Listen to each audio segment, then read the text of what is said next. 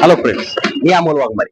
हा वरचा व्हिडिओ बघा. हा व्हिडिओ आपल्या लातूर जिल्ह्यामध्ये 4 ते 5 महिन्यापूर्वी एका मनोरुग्ण महिलेवर कोणीतरी अत्याचार केला, शारीरिक संबंध ठेवले. ती मनोरुग्ण महिला अशी होती की ते नग्न अवस्थेत फिरत होते. ते नग्न अवस्थेत फिरत असल्यामुळे कोणी त्याच्यावर बलात्कार केला हे अद्याप सिद्ध झालेलं नाहीये. पण त्या महिलेला चालता येत नसल्यामुळे काही ट्रस्टवाले लोकांनी तिला पाहिले असताना त्या महिलेला उचलून हॉस्पिटलमध्ये घेऊन गेले व तिच्यावर उपचार करायला चालू होते. त्यावेळेस असेच समोर आलेले आहे की ती महिला 4 ते 5 महिन्यांची गर्भवती आहे.